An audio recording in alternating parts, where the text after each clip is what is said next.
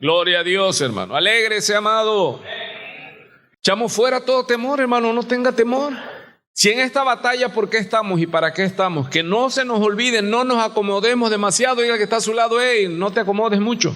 Dice la Escritura en 1 Corintios 7, cuando hablamos del matrimonio, dice, y el que tiene esposa como si no tuviere. ¿Sí se oye?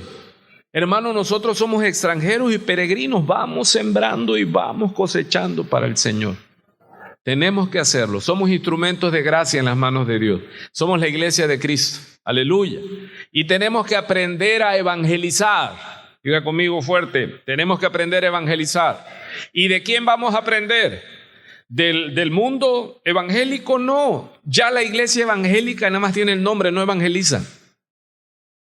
Ya ahora todo es estrategias, pensamientos, mover sentimientos. No, vamos a una escritura que es un bombazo, hermano. ¿Por qué? Porque Él es el maestro. ¿Qué hemos estado aprendiendo en la escritura?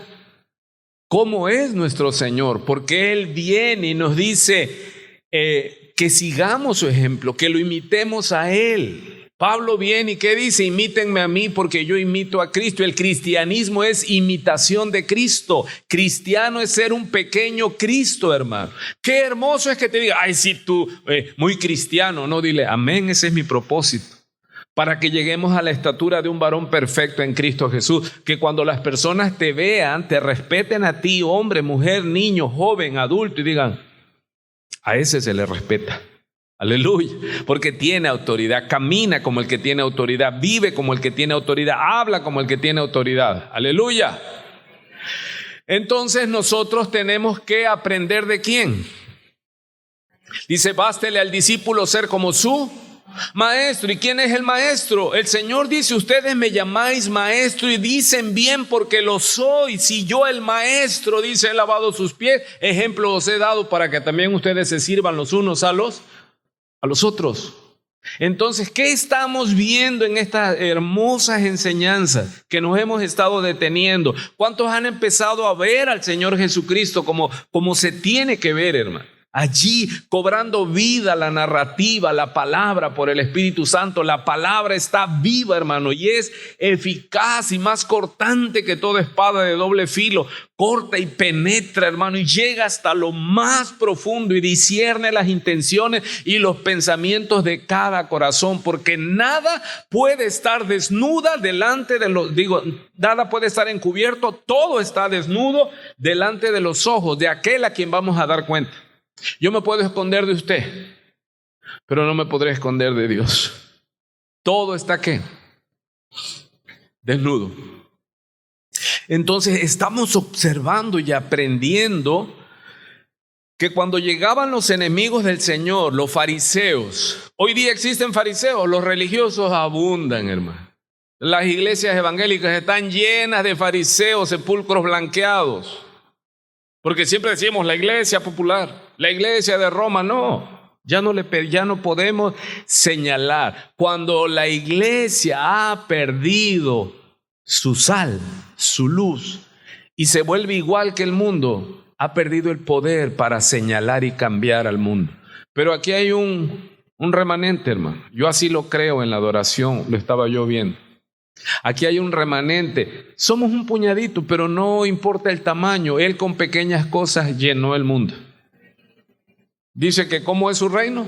Se introdujo en la tierra, ¿cómo? Como una pequeña semilla de mostaza. Él es el grano que comenzó esta siembra, hermano.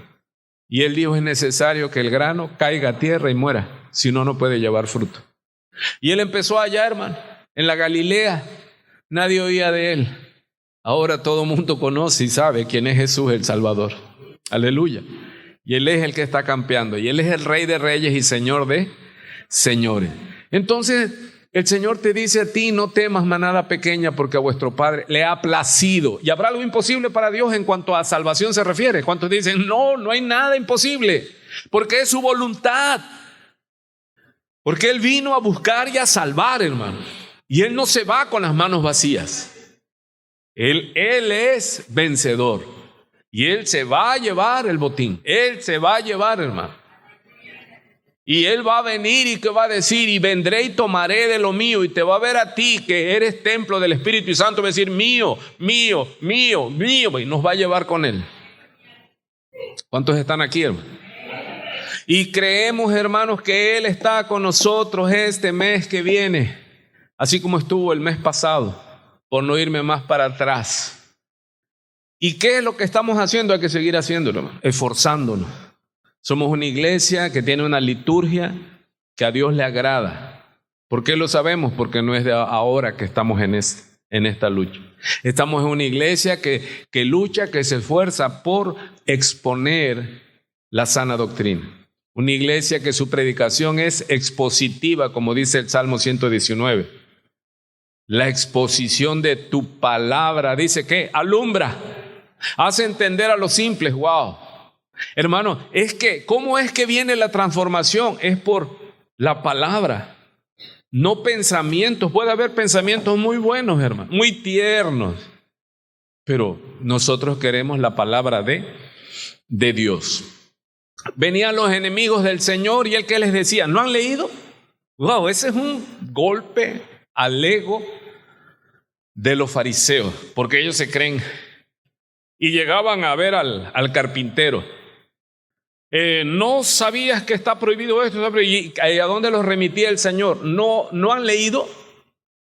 Amado, ¿cómo vamos a poder ser como Jesús? Cuando entremos en la apologética, en la argumentación, y alguien nos quiera llevar, porque es que en todas las iglesias se hace así. Bueno, que el hombre lo haga no quiere decir que es la voluntad de Dios. Porque aquí es por costumbres, por tradiciones. ¿Cómo en su iglesia no festejan el 24 de diciembre? No. Pero es que ¿dónde está escrito que tenemos que festejar? O celebrar o recordar. No. Nosotros tenemos que predicar que Él nació. Pero Él no es ese niño. Él ya cumplió su ministerio, Él ya creció, Él cumplió su propósito, Él murió, fue resucitado al tercer día, fue ascendido a los cielos. ¿Y sabes qué? Él viene por los suyos. Eso es lo que tenemos que saber. No perdernos en la distracción. Pero sí es importante ver a Jesucristo hombre, a Jesucristo en los días de su carne. ¿Por qué es importante saber cómo se condujo Cristo en los días de su carne, amada iglesia? Porque usted y yo estamos en los días ¿de qué? En los días de nuestra carne. Y estamos sujetos a pasiones, pero los martes estamos estudiando el libro de Romanos. Y les he hablado del capítulo 7 de Romanos, la lucha de un hombre del tamaño del apóstol Pablo. Que gime, miserable de mí, ¿quién me librará de este cuerpo de muerte? Dice, porque lo bueno que quiero hacer, muchas veces no lo acabo haciendo, sino lo malo que no quiero. Esa es la lucha, hermano. ¿Y qué necesitamos? Ser llenos hasta que rebose la copa por el Espíritu Santo. Mire, ¿sabe qué le aseguro este mes de agosto? Bendiciones, sí, hermano. El ángel de Jehová acampa alrededor de los que le temen, sí, y los defiende, sí. Pero también te aseguro, ¿sabes qué? Que el diablo va a venir contra ti con todas las tentaciones, artimañas y armas que tiene. Pero algo te puedo decir, clama a Él. Gime, búscale, te equivocas, te derriba, vuelve a levantarte. Te sientes sin ánimo, sin fuerza, decir, es que ya volví, ya voy. Y así vamos a seguir, hermano. No importa cuántas veces caiga el justo. Derribados pero no destruidos, dice el apóstol Pablo. Perseguidos, en naufragios, en ayunos, en prisiones, en látigo, en castigo, hermano. ¿Pero qué? Él pudo expresarle y pasarle al relevo Timoteo y decirle, Timoteo, ahora te toca a ti. Yo ya terminé. Acabé la carrera, peleé la buena batalla. ¿Y de qué se trata? Dice, he guardado la fe. Esta batalla tuya y mía, ¿de qué se trata? De que somos llamados. Hoy, todo mi ser cree que Él es el Señor, el Salvador. Y que somos justificados, tenemos perdón y vida eterna. ¿Y mañana qué tienes que hacer? ¿Nada más te basta con creer un día a la semana? No. ¿Y que sin santidad nadie lee? nadie le verá. Aquí está o ya lo dejé en el camino. Apenas estoy empezando. Nos estamos poniendo de acuerdo. ¿Cuántos están de acuerdo en esto? Entonces, Jesucristo dice, cuando Felipe, él se va, muéstranos el camino, le dice Felipe, muéstranos al Padre y nos basta. ¿Y qué le dice el Señor Jesús? Felipe, ¿cuánto hace que estoy con ustedes? ¿Y no has visto al Padre? Te digo, te afirmo que el que me ha visto a mí ha visto al Padre, porque yo y el Padre uno son. Y Cristo vino a revelar al Padre. Usted y yo no veremos al Padre ni aunque lleguemos al tercer cielo, porque el Padre es espíritu. Entonces, ¿quién da a conocer al Padre? Cristo. Entonces, ¿a quién veremos físicamente en el cielo? A Cristo. ¿Está ahí todavía? Ok. Cristo en los días de su carne, Él llegó con un propósito, buscar y salvar lo que se había perdido. Repita conmigo, porque ese es en la escuelita. ¿Él vino a qué? A buscar. Hermano, los perdidos no van a venir solos. Hay que buscarlos con el evangelio. Nosotros tenemos que dejar a las 99 que no están extraviadas e ir por los extraviados y hacerlos volver. Ese es nuestro trabajo. Somos medios, instrumentos de gracia, hermano. Usted tiene un don, un talento, no lo entierre por el amor de Dios, porque al final el que le dio el talento se lo va a demandar. Póngalo a trabajar. Es que yo no tengo 5 como aquel que sabe predicar, pero Dios te dio 1. Multiplícalo, esfuérzate, pasa y paga lo que tienes que pagar.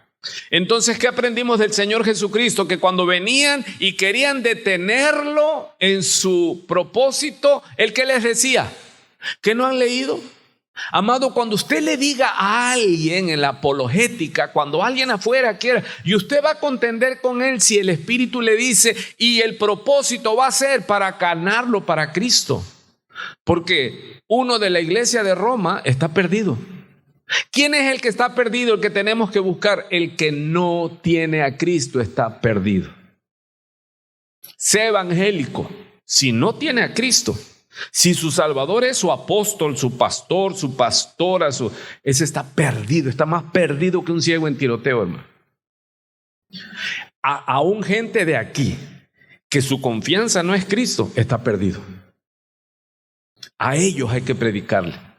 Nosotros estamos aquí, la iglesia se llama Iglesia de Cristo, solo Cristo salva. Él es el camino, la verdad y la vida, Él es la puerta, Él es el que abrió, se rasgó el templo, el velo, y ahora no necesitamos un sumo sacerdote judío. Cristo entró hasta el trono de gracia y nosotros podemos entrar. Él es el precursor y nosotros en Él tenemos libertad para entrar hasta el lugar santísimo para hallar el oportuno socorro. Amado, no busque hombre, porque eso es maldito el hombre que confía en el hombre. Usted y yo, si tenemos necesidad, ¿a dónde podemos entrar? Dicen Hebreos, teniendo libertad para entrar al lugar santísimo. No tienes porque no pides, porque no recibes, porque no crees que puedes entrar hasta el trono de la gracia, de la misericordia. Crea, porque el que cree todo le es posible, amado. ¿Qué es lo que hemos estado en la apologética desde este púlpito? Ver lo que Jesús hace para hacerlo nosotros también. ¿Qué mayor ejemplo tenemos?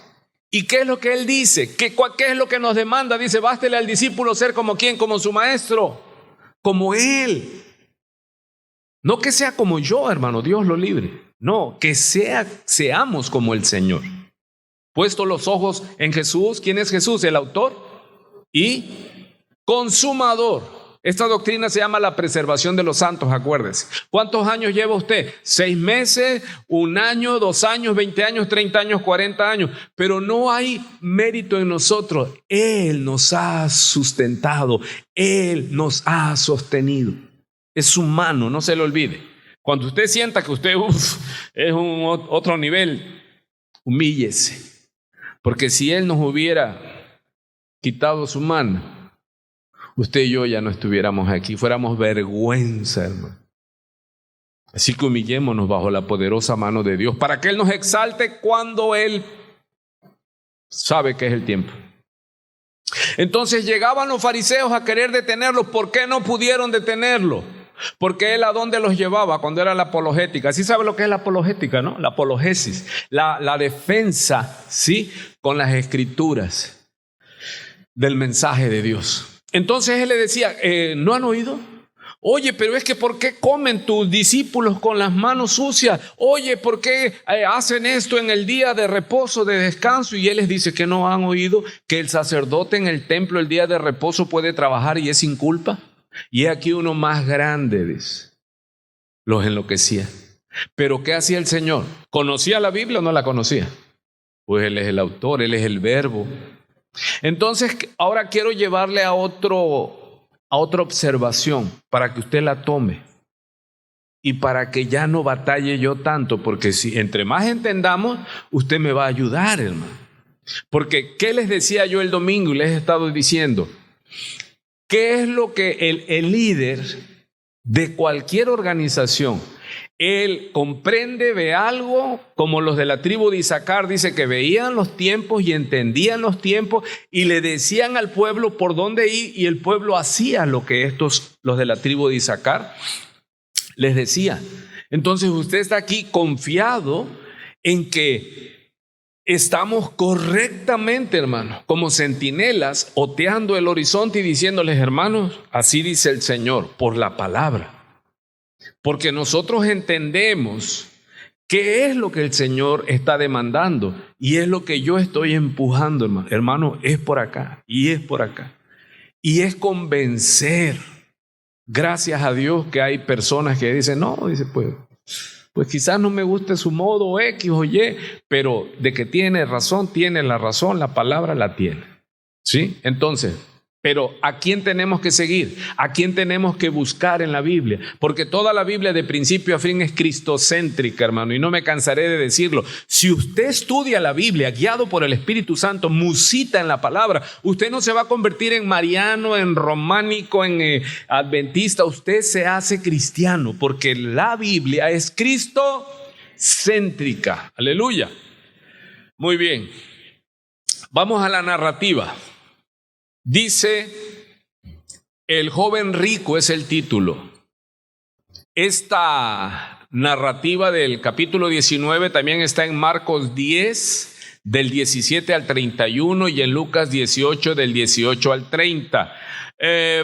Casi es, de hecho, la historia es igual. Una que otra cosa que ve un autor, por eso son los evangelios sinópticos, ¿sí?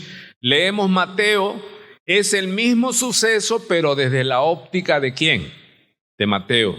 Vemos el evangelio de Marcos, narra el mismo suceso, pero desde la óptica ¿de quién? De Marcos. Y Lucas igual.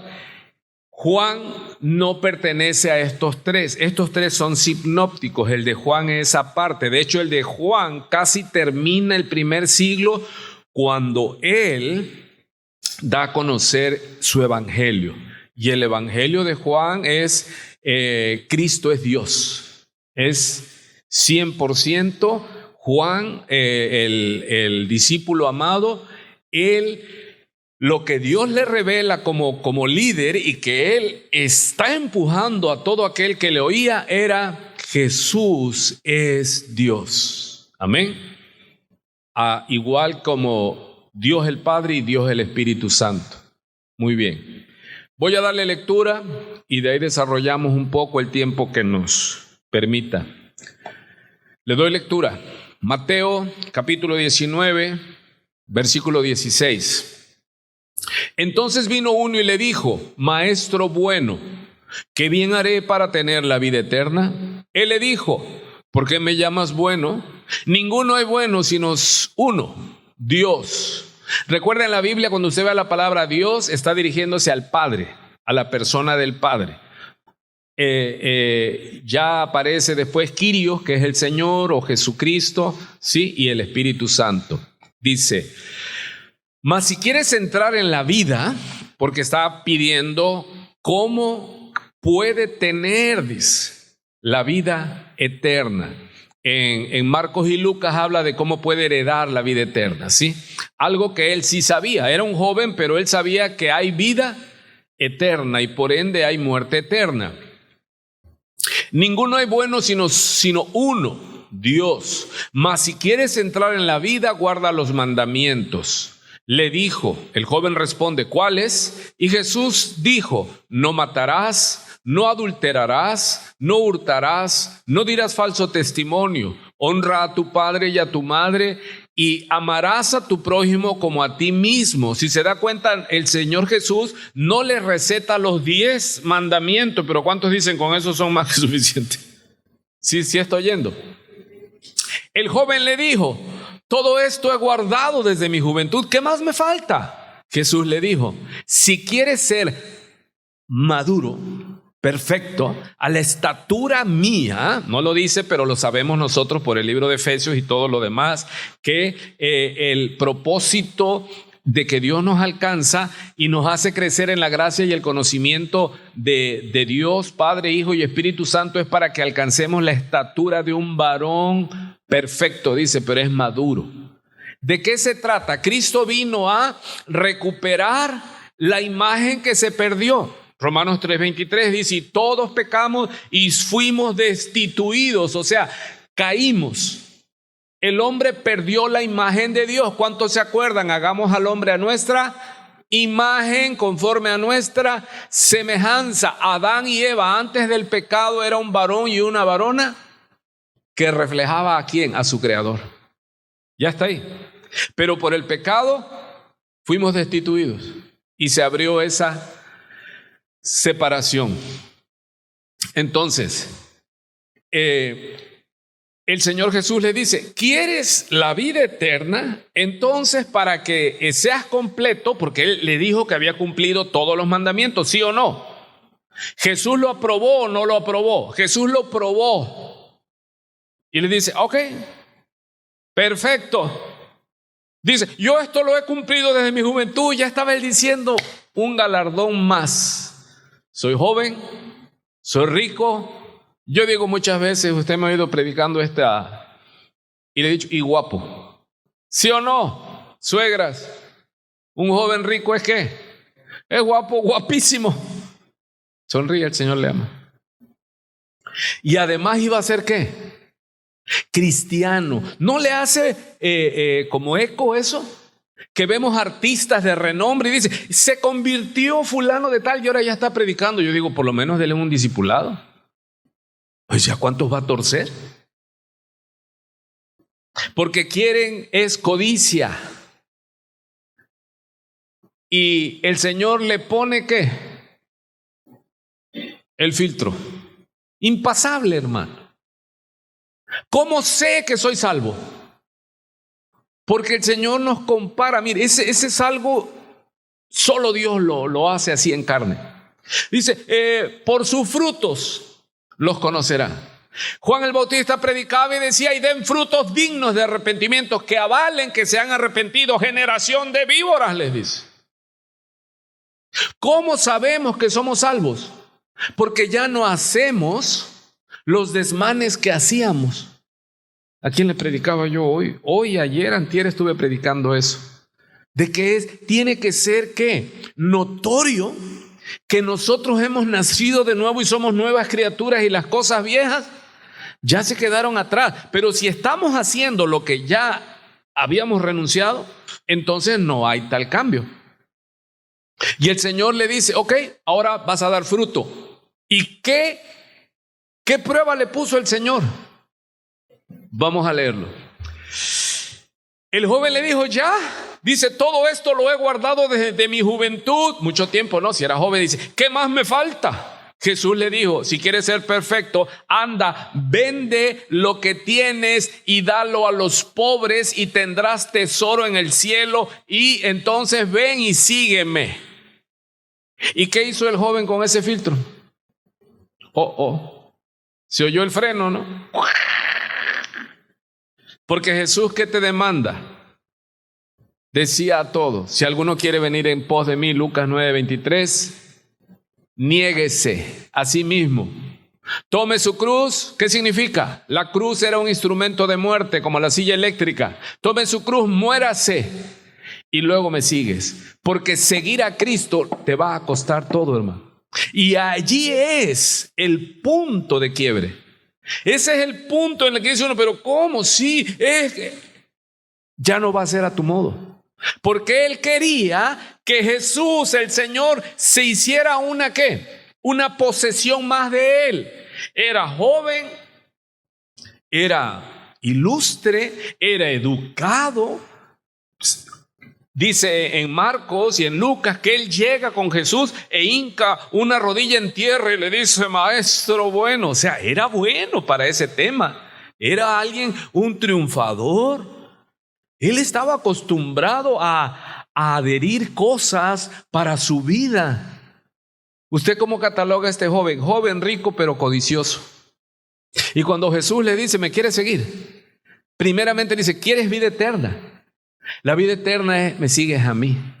Quitas tu primer lugar de las cosas materiales y me sigues. ¿Y eso fue qué? Se puso muy triste. ¿Cuánto? Muy triste porque tenía ¿qué? Muchas riquezas.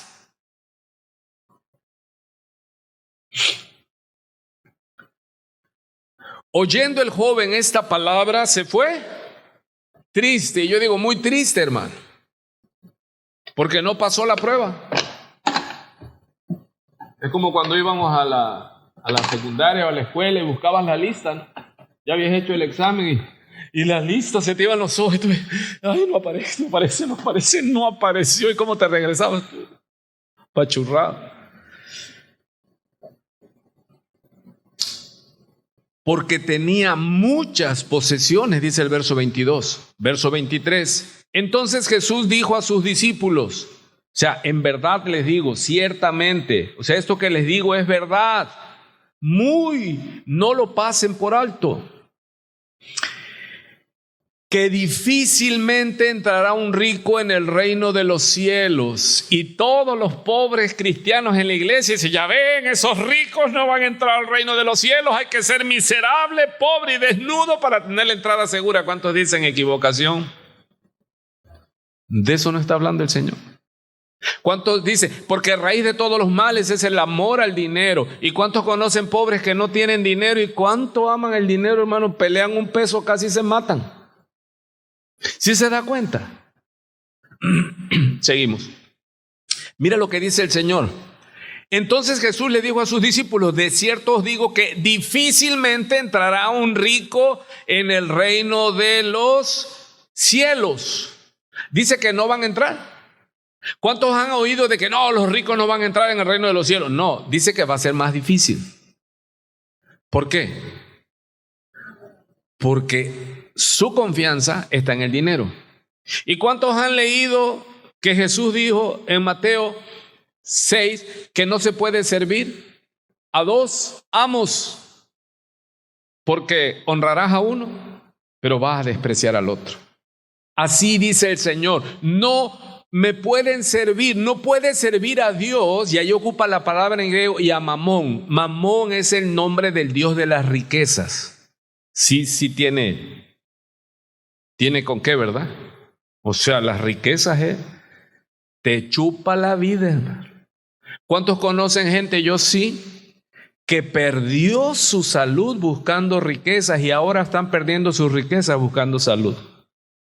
Porque raíz de todos los males es el amor al dinero, el cual dice por avaricia se extraviaron y fueron presa de múltiples sufrimientos. Hermanos, entonces, ¿cómo está el tema de Dios y las riquezas? Entonces Dios no quiere que seamos ricos. No, Dios quiere que tu confianza no esté en las riquezas. Que las posesiones no te tengan a ti, tú tengas las posesiones. Para que el día que vuelen como águilas, no, tú digas es la voluntad de Dios. La voluntad de Dios es que vinieron volando. Y si la voluntad de Dios es que se vayan, pues. Pero si lo tengo a Él, lo tengo todo. Si Jehová es mi pastor, entonces tu confianza no está en el tesoro. Tu confianza no está en las cosas materiales. Ok, ¿cuántos están entendiendo ya qué mandamiento quebrantó el joven? Ya, usted razona. Muy bien, porque él dijo, todos los he cumplido, pero Jesús no le dijo todos. Jesús les dijo como 6 que estaban relacionados con lo social, con el interactuar con los otros. Pero él no le nombró, no tendrás dioses ajenos delante de mí. ¿Cómo? Sí. ¿Y él tenía qué? Él idolatraba ¿a quién? Al dinero. Pero Jesús no se lo dijo. Pero ¿cómo lo probó que ese era su pecado? Y ese era el mandamiento que no había podido cumplir. ¿Cuántos están entendiendo? Entonces vuelve a decir el Señor. Primero les dice que difícilmente entrará un rico en el reino de los cielos. Y los indoctos dicen, no, los ricos no van a entrar al reino de los cielos. No, dice el Señor, difícilmente, pero no imposible. Como cuando Pedro habla de los escritos de Pablo, dice, los cuales escribe cosas difíciles de entender. En la Biblia hay cosas difíciles de entender, pero no imposibles, las cuales, dice, los indoctos y los inconstantes tuercen, así como las otras escrituras. Hermano, es que no hay trabajo difícil o cosas que no se puedan entender. Lo que pasa es que hay una pereza y de antemano dice, ay no, eso es muy difícil. Ay no, eso vivir así es muy complicado. Yo mejor no me complico la vida. No, complíquesela. Aleluya. Dios nos dio esa capacidad, hermano. Y les vuelve a aclarar, otra vez os digo que es más fácil, mire, pasar un camello por el ojo de una aguja que entrar un rico en el reino de Dios. ¿Qué es lo que hizo el Señor aquí?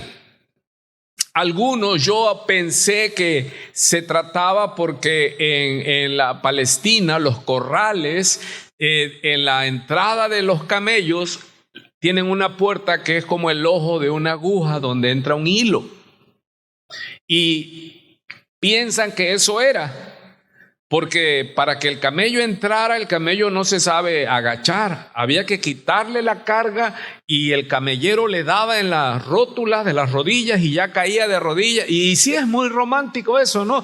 Vas a entrar al reino pero de rodillas y te va a costar. No, ¿por qué? Porque la entrada al reino de los cielos es por gracia, hermano. ¿Cuántos están aquí? Entonces no aplica.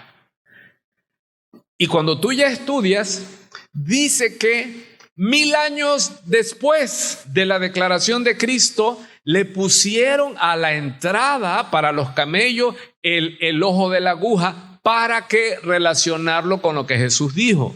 Pero en sí Jesús, ¿qué está diciendo? Está haciendo una hipérbole. ¿Está haciendo qué? Una exageración. ¿Sí? O sea, es más fácil, algunos dicen, es más fácil que se congele el infierno que tú cambies, ¿no? Ya está. O sea, es una hipérbole, el infierno no se va a congelar y probablemente el tipo ese tampoco va a cambiar. Pero bueno, esas son las hipérboles, las exageraciones. Es que tú nunca me pones atención. No, es mentira y sabe que está mintiendo el que te lo está diciendo, pero es una manera de ¿qué? Es exagerando. Entonces el Señor, ¿qué es lo que dijo?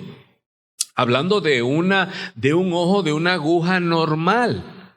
Dice, ¿cómo vas a pasar un camello por el ojo de una aguja? Sí, es difícil, pero es una exageración. Diciendo el Señor que cuán difícil es renunciar a los ídolos de nuestro corazón. Para seguir a Jesús te va a costar todo. Tomas tu cruz, te niegas a ti mismo. ¿A qué nosotros renunciamos en este camino? La puerta es estrecha, pero el camino no es ancho. El camino también es ¿qué? Estrecho, y ya tienes que vivir ¿cómo? Conforme el Señor ha ordenado. No es sugerencia. O sea, el cristiano tiene que tener ¿cuántas esposas? No es para ustedes, es para los que oyen luego en las plataformas. ¿Cuántas esposas debe tener el cristiano? Si la puerta es estrecha, no puedes entrar como Pancho Villa, el dicho mexicano. ¿Tienes que entrar qué? Con la que te toca. Y para que lo cojo no se salga del camino, dice. O sea, el sendero, lo que Dios demanda, vidas entregadas, vidas rectas. Ahora, ¿los ricos no van a entrar al reino de los cielos? Sí, Moisés era muy rico, Abraham fue muy rico. ¿De qué está hablando? Que tus riquezas y tu riqueza esté en Dios, en la vida eterna. Pero este joven en su ignorancia, ¿qué quería, hermano? Que la vida eterna se hiciera una propiedad también. O sea, adherirse también. Además de joven, rico y famoso, soy cristiano. Sí, eso era. ¿Y qué es lo que vamos a ver aquí? Vamos a terminar la narrativa hasta el versículo 30. No es 30, sí es 30. Entonces, mire, al oír esto y ver que el joven se fue muy triste, hermano. Dice, sus discípulos oyendo esto se asombraron en gran manera diciendo, ¿quién pues podrá ser salvo? Y ahí es donde sale este enunciado. Y mirándolos Jesús les dijo, para los hombres esto es imposible, mas para Dios todo es posible. Y yo aquí pudiera decantarme y empezar a decirles, hermanos, en lo general, ¿hay algo imposible para Dios? Ustedes responderían que haz de cuenta que usted me está creyendo. ¿Hay algo imposible para Dios? No. Dios todo lo puede, sí, amén. Si tú le pides ahora esto, aquello, ya, nada es imposible para Dios. ¿Estaría yo predicando correctamente o ya me hubiera yo salido a la estratosfera? Me hubiera salido a la estratosfera. Por eso les dije, Filipenses 4:13, todo lo puedo en Cristo que me fortalece. Pero usted tiene que ver ¿cuál es la regla primera para interpretar la Escritura? El contexto. ¿A qué se refiere ese todo de Pablo? Dice, estoy enseñado a estar gozoso cuando hay y cuando y cuando no hay. En salud, en enfermedad, en la paz, en la tormenta, dice, en todo estoy enseñado porque todo lo puedo lograr en Cristo que me fortalece. Ya cambia, ¿no? O sea, hermano, todo, Dios puede hacer todo. Porque esa es la pregunta. Dios puede hacer todo, hermanos. ¿Alguien me da una respuesta más acerca? Dice que nada es imposible para Dios en cuanto a su voluntad se refiere. ¿Ya entendió? ¿Cuál es el tema aquí? Vida eterna. ¿Cuál es el tema? Salvación. Y ellos al ver que el hombre por sí solo no puede renunciar a los placeres de la vida y a las cosas hermosas materiales de este mundo, tiene que haber esa extraña operación, ese poder desatado de Dios para que usted y yo, hermano, contra todo pronóstico, usted y yo, si a usted le hubieran predicado, le hubieran profetizado, no sé cuándo se convirtió, cuando usted era ese joven rico, ese príncipe así, y le dijeran, ¿sabes qué? Tú vas a ser evangélico. Y yo, ¿qué te pasa? Te Yo tengo planes de éxito, de triunfo, estoy empoderado, voy a tener una empresa, ¿A poco usted hubiera creído? O alguien dijera, no, hombre, pero ahí se aplicaría el ¿qué? Que el profeta, si en verdad fuera profeta, le diría ¿qué? No hay nada imposible para Dios. ¿Respecto a qué? A que Él puede dar vida a los muertos. ¡Aleluya! ¿Qué pasó contigo? El que te viera, ¿qué iba a decir? No, quizás yo, voy a hablar de ustedes, no tenía ni un peso partido por la mitad, pero tenía un orgullo del tamaño del mundo y me decían, oye, tú necesitas a Cristo, yo no necesito nada, yo cuando quiera puedo cambiar. Y ya llevaba yo más de 30 años. Y humanamente, ¿qué? ¿Es posible que un hombre salve a otro hombre? No, yo puedo predicar la palabra, pero hasta ahí llego, solo sembrar, abonar, motivar, exhortar, pero la salvación es del Señor, porque para el hombre, porque ellos reconocieron los discípulos, no, pues entonces, ¿esto quién puede ser? ¿Quién va a ser salvo? Dice, y es donde Dios Jesucristo hace ese enunciado, es verdad, pero para los hombres es imposible. Para Dios es ¿qué? Posible. Lo puedo aplicar, en cuanto a un milagro, sí.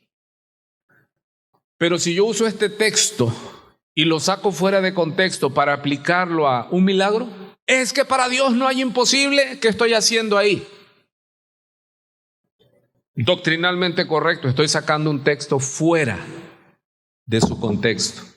Porque entonces ya estoy generalizando que Dios se ve obligado a ¿qué? Nada. O sea, sí, si quiere le muestro otro pasaje donde Abraham ya dice contra esperanza. Sara, su mujer, se rió porque el ángel de Jehová le dijo, y cuando venga, que ya llegaba el tiempo de la vida, Sara va a dar a luz un hijo. Y Sara huyó en la tienda y se rió. Y le dice el ángel de Jehová, ¿por qué te reíste? No me reí, Señor, lo que pasa es que tuve miedo. Dice, es que ya mi Señor está grande, yo ya... Y me dice que voy a tener un hijo, sí, y le vas a poner su nombre Isaac. ¿Y qué significa Isaac? Risa. Entonces cuando ella veía a Isaac, se tragaba su risa, su burla. Entonces, Dios puede hacer que una mujer de casi 100 años y un hombre ya casi muerto, dice Hebreo, pero ¿cuál fue la diferencia? Le creyó a Dios. O sea, ahí estoy aplicando un pasaje específico, pero no puedo ¿qué?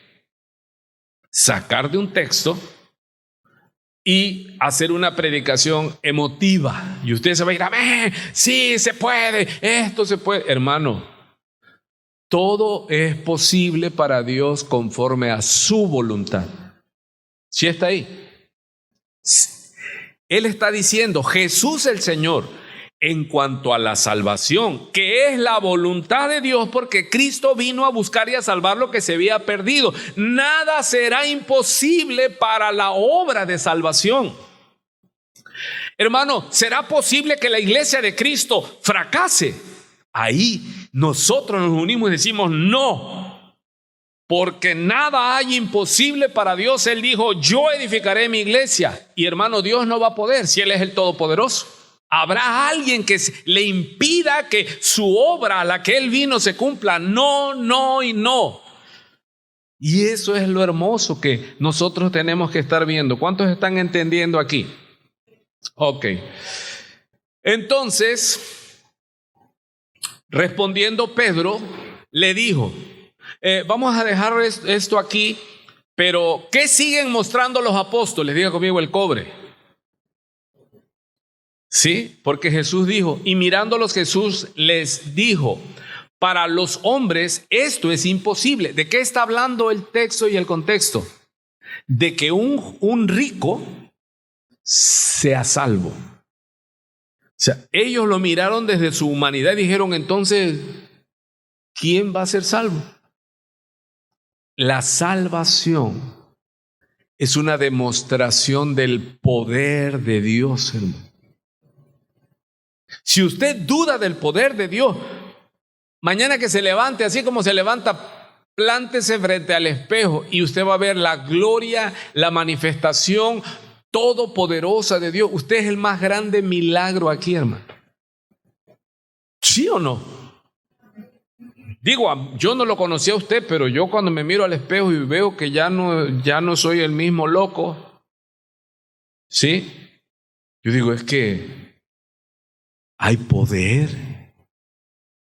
El hombre no pudo. Psicólogos, brujos, me dieron purgas, mi mamá lloraba, hermanos, en la madrugada, mi madre se hincaba, yo le decía, madre, hazte un lado, no te quiero lastimar. Nada me podía detener. Como cuando Saulo, imagínate que dijera, ¿tú crees que este loco Saulo, el fariseo, algún día va a predicar el evangelio? Ah, ¿cómo crees? Para Dios todo es posible. Y Cristo se le apareció, ¿y a dónde fue Pablito? Al piso. Ciego. Y oyó la voz, Saulo, Saulo, ¿por qué me persigues? Yo soy Jesús. ¿Qué quieres que haga, Señor? Vas a entrar a Damasco y ahí se te va a decir lo que debes de hacer. Y ciego lo llevaron. Imagínate el que lo vio.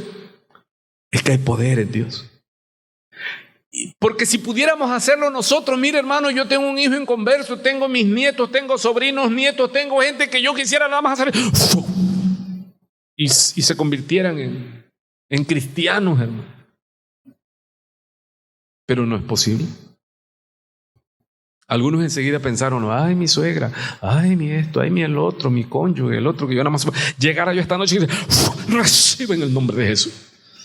Va a recibir un susto, pero tremendo. No hay poder en nosotros, la salvación es de Jehová. ¿Cuántos están oyendo antes de que se me acabe el tiempo?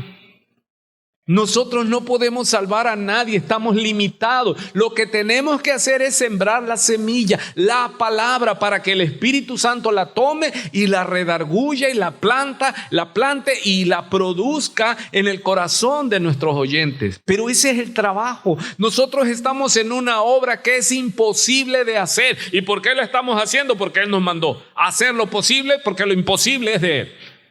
¿Qué es lo imposible? En nuestro tema, la salvación. Si usted le preguntaran, oye, ¿usted cree que Abraham va a tener un hijo y Sara estéril después de casi 100 años? Humanamente, ¿qué diríamos? No, eso es imposible. Pero ahí es donde Dios le dice, porque no hay nada imposible. Llega el ángel con María, ya lo leímos. Y dice, la sombra del Espíritu Santo vendrá sobre ti y el ser que nacerá de ti será el santo. Y María dice, sí está bien, dice, pero yo no conozco varón.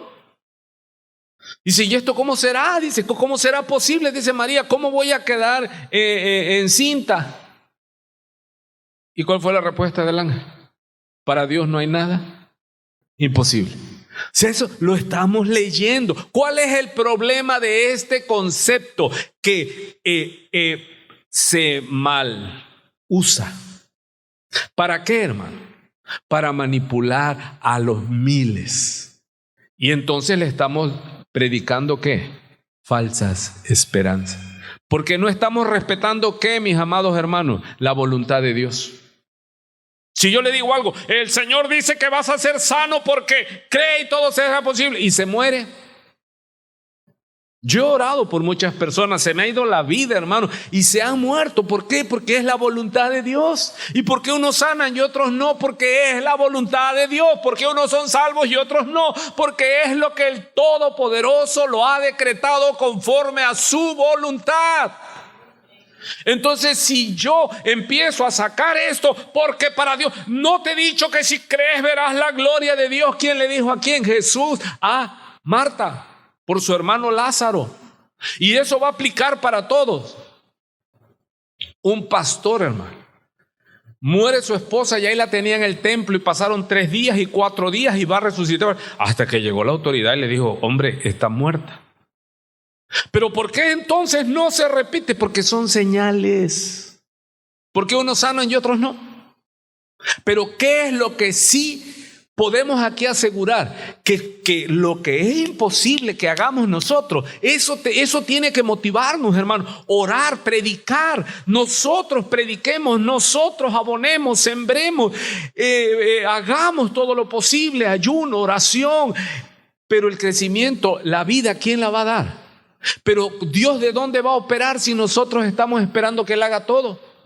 No. Ok, vamos por unos puntos importantes antes de terminar. Me quedan 4 minutos. Quiero que observe algo. El maestro predicando. En el capítulo 19, él ya habló de matrimonio, papá y mamá. Habló de niños. Y ahora aquí está hablando de ¿quién? Jóvenes, eso es. Usted está aquí. Jóvenes. Vemos entonces en ese capítulo ya la familia completa. Un joven. Y un joven que quería la vida eterna. Y un joven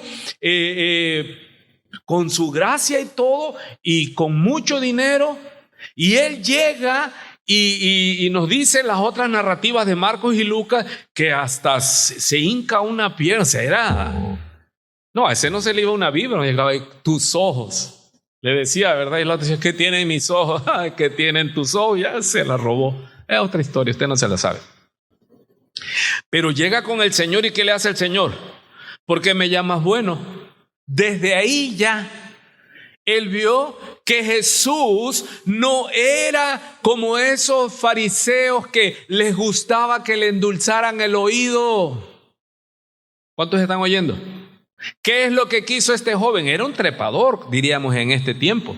O sea, ¿era qué? Era de palabra fluida. Si él llegó y pensó que con todo ese teatro iba a impresionar al Señor Jesús, y el Señor Jesús, ¿qué se hizo? Se oyó, ¿qué, hermano? El ¡pau! Y honrón. El Señor no acepta. Usted como cristiano no acepte el elogio, porque el elogio, la gloria, todo es para Dios. Cuando usted le dice, oiga hermano, es que usted es tu hermano, usted el otro, sí. A Dios sea la gloria. Ay, hermana, qué bonito canta. Hermano, qué bonito toca. Hermano, qué bien predica. A Dios sea la gloria. Esa es la vacuna, el antídoto para que no nos engañen, porque luego te roban. Entonces, llega este joven, ¿sedujo a Jesús? No, porque Jesús no necesita que le digan cómo es el hombre, Él conoce el corazón del hombre. ¿Qué quería esta persona? Vida eterna, pero a su manera. Entonces Jesús le dice, no matará, no adulterará, no dirá falso testimonio y todo, pero el Señor Jesús se guardó ¿qué? El primer mandamiento y el último. ¿Cuál es el primer mandamiento? Amarás al Señor con todo tu corazón y no tendrás dioses ajenos delante de mí, porque yo soy Jehová tu Dios fuerte y celoso. No comparto mi gloria. Dios, si algo quiere, es la fidelidad de nosotros. Pero este joven no cumplió el primer mandamiento. ¿Cómo lo probó Jesús? Vende todo lo que tienes, dáselo a los pobres y entonces serás perfecto, y ven y sígueme. ¿Y qué salió a flote? Que él sí cumplía los otros mandamientos, era religioso, pero era ¿qué? Idólatra. Y el último mandamiento, la codicia. Y este además no cumplía el amar al prójimo. Porque ¿dónde se iba a manifestar el amor al prójimo? Donde vendiera todo lo que tuviera y dárselo a los pobres. Pero él no amaba a los pobres. Si se da cuenta cómo el Señor Jesús, con 2, 3 palabras, pero ¿qué usó? La ley. Diga conmigo, la ley. Viene el joven y entonces el Señor Jesús hace un culto de jóvenes. ¡Chá! Bandera, te alabaré, y rap, y el que no salte no va para el cielo, rumba, yuyum, pum, pum. Eso hizo el Señor. Predicó David y Goliat.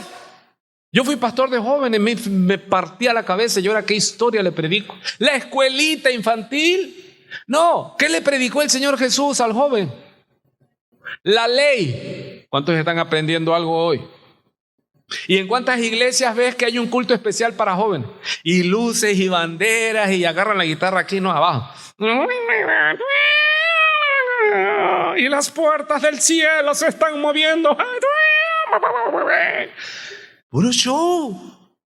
Y si tú ganas a los jóvenes con show, estás obligado a mantenerlos día y noche, cada culto, hasta que Cristo venga y se queden de show en show. No, el Señor fue contundente, fue serio en su predicación. ¿Qué le dijo? La ley de Moisés es la que te va a llevar a Cristo. La ley de Moisés es como un ayo. Es necesaria para que sepas en qué estás fallando. ¿Por qué se puso triste el joven? Porque él pensó que él no le faltaba nada. Él dice, no, Jesús viene haciendo el examen, yo lo paso. Y cuando va con Jesús, el Señor Jesús, ¿qué? 3, 4 mandamientos. ¿Y qué salió a flote? ¿Por qué se fue triste? Porque prefirió las riquezas, su vida, su prestigio, a ser un discípulo de Jesús. Sin nada. Pero pierdes lo que vas a perder y vas a accesar a lo que nunca pudieras ganar. Cristo. Andas con Él, imagínate, Él iba a andar con Él, le iba a faltar la comida. Si el Señor aparece comida de la nada, saca agua, hace todo, iba a tener necesidad de algo este muchacho. ¿Cuántos dicen? Jehová es mi pastor, nada. Pero él no tuvo fe para dar el paso de fe. Pero ¿qué me llama la atención? El Señor Jesús le hizo un culto especial porque era joven. ¿Cuántos están aprendiendo, hermano?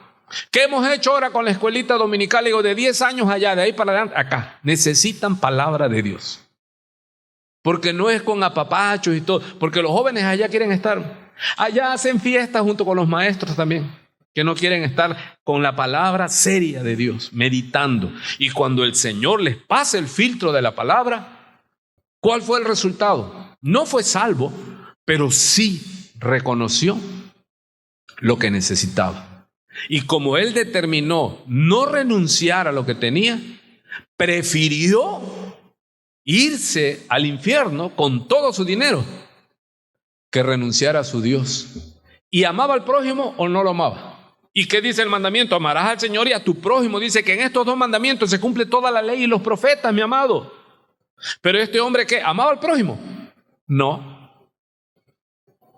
El rico que no ama a su prójimo le da limosna, y eso es para su conciencia y su ego. Pero más de ahí no te da. ¿Cuántos están todavía aquí antes de irnos? Entonces, voy de nuevo. ¿Le dio una prédica especial para jóvenes el Señor? Hasta para muy adultos se la dio, ¿sí o no? ¡Pum! Los mandamientos. ¿Cuántos aprenden? ¿Qué necesita la gente para que vea su condición? La ley. Lo vimos el martes.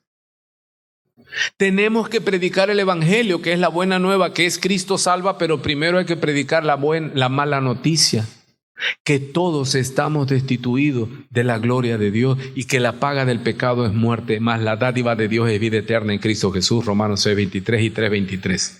¿Qué es entonces lo que tenemos que aprender a predicar el evangelio? Decirle a las personas. Y ahora si alguno dice, es que yo no tomo, yo no esto, sí, pero no amas a tu prójimo. Dice Santiago, el que cumple todos los puntos de la ley, pero falla en uno, se hace reo de muerte. Si tú no matas, no adulteras, pero no amas a tu prójimo, no pasas la prueba. Por eso el joven no pasó la prueba. Él pensó que llevaba ¿qué? Todos los recursos para decir, no, Jesús lo iba a pasar, ¿qué? Excelente, 10, no. Por eso se fue muy triste, hermano. Entonces, ¿qué otra cosa tenemos que aprender a no sacar de contexto?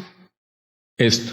El Señor Jesús dijo claramente que para Dios no hay imposible, pero aquí, ¿a qué se está refiriendo aquí? En cuanto al tema de la salvación. ¿Ya entendieron? Amado, entonces, ¿cómo lo aplico a mi vida? Esto renueva, porque ¿sabes qué? Mi compromiso es predicar el evangelio, dar buen testimonio, interceder por la persona. Y sé que en cuanto a salvación, yo le puedo entonces pedir al Señor, Señor, sé que para ti no hay imposible, que tú puedes cambiar el corazón de esta persona. Y la gloria es para ti. ¿Sí estamos oyendo? Ahora, ¿por qué le decía yo que ese nada hay imposible para Dios es un bemol? ¿En qué? Porque en Hebreos dice, por dos cosas dice la palabra de Dios en Hebreos. Por lo cual, Hebreos 6:17, por lo cual queriendo Dios mostrar más abundantemente a los herederos de la promesa la inmutabilidad de su consejo, o sea que no cambia, ¿sí? En las cuales es imposible que Dios mienta, tengamos un fortísimo consuelo los que hemos acudido para asirnos de la esperanza puesta delante de nosotros. ¿Qué significa esto? Entonces, ¿qué es imposible para Dios? Si usted dice, nada, yo le digo, no, mentir. Para Dios es imposible que mienta, porque los mentirosos no heredan el reino de los cielos. Imagínate un Dios que mienta. Por eso las promesas de Dios son sí, amén. Lo que Dios prometió, Él lo va a cumplir, porque es imposible para Dios mentir. ¿Cuántos están entendiendo antes de irnos? Entonces sí se da cuenta cómo no puedo generalizar nada más. Porque es que no hay nada imposible para Dios. Sí, hay algo imposible para Dios: mentir. Hacer el mal es imposible para Dios, porque Él es santo, santo, santo. ¿Cuántos entendieron? Entonces no saquemos texto fuera de su contexto. Es como el todo lo puedo en Cristo que me fortalece. Está orando ese, y yo sé que esa muchacha la voy a tener porque todo lo puedo en Cristo que me fortalece. Y es casado. ¿Cuánto dicen? Por el amor de Dios. No saquemos el texto de su contexto. Hermanos, y este es un texto supremo porque es el propósito del Señor Jesucristo. Él vino a buscar al joven rico y es su deseo que él fuera salvo. Pero no nos dice la historia qué pasó con el joven, si le redarguyó o algo. Pero él nos dice a nosotros, predica con fe, pero no prediques un evangelio al gusto del cliente. Tú predica el evangelio. Los mandamientos se tienen que predicar, hermano, porque los mandamientos son los que sacan a flote, son los que nos llevan a Cristo. Lo hemos dicho, los mandamientos son como un espejo, donde tú te miras la mancha, pero usted no se lava con un espejo. Entonces, la ley nos lleva hasta Cristo, donde reconocemos verdaderamente que quizás tú no has matado, pero has deseado matar. De que has mentido, has mentido. Mire, ¿qué ejercicio hemos puesto siempre aquí en la iglesia? A ver, ¿cuántos aquí han mentido? De todos los que aquí estamos, incluido yo. ¿Cuántos han mentido? No diga todos. O sea, mano arriba usted, no embarque a otro, porque no te voy a decir que tú me sabes la vida. ¿Cuántos han mentido? Te preguntaron la edad y dijiste otra. Te preguntaron algo y dijiste otra cosa. Hemos mentido, todos hemos mentido. ¿Estamos de acuerdo? Baje la mano. ¿Cuántos han robado? Se da cuenta que ella menos. Pero ¿cómo te voy a creer si ya dijiste que eres mentiroso? De que robaste, robaste. Nos vamos, Dios le bendiga. Pues sí, si ya dijiste que eres mentiroso, pues ya desde ahí. Así que todos necesitamos ¿qué? El perdón de Dios. Porque no hay ni uno bueno. O sea, y la ley, ¿cómo hay que usarla? ¿Cómo la usó el Señor Jesús? Le sacó a flote al muchacho ¿qué? Que no era perfecto, lo bajó de su soberbia. ¿Por qué se fue triste? Porque reconoció que amaba más la riqueza que al Señor. Que Dios nos libre de eso, hermano. Porque por los frutos, ¿sí? Recuerden, no es lo que tengas, es qué representa para ti lo que tienes. Padre, te damos gracias, Señor. Te suplicamos que nos guardes lo que resta de esta noche. Que tu palabra expuesta, Señor, te lo pedimos con temor, con temblor, con reverencia santa, Señor. Te suplico que los que aquí estamos, que podamos crecer, Señor. Que podamos seguir entendiendo los misterios, las profundidades de tu palabra. Abre nuestros ojos para que veamos, Señor, la grandeza de tu gloria. Qué hermoso, qué maravillosa, Señor, es la Escritura cuando tú nos mandas a meditar, a estudiar. Oh, Señor, en verdad que tu palabra nos hace sabios, Señor. Ayúdanos a ponerla por obra en nuestras vidas.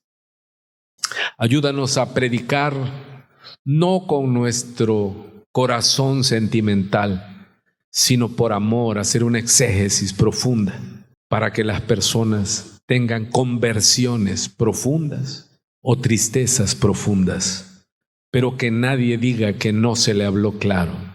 La paz de Dios sea contigo, iglesia, la prosperidad de Dios. Y recuerda, hay familia que no es salva.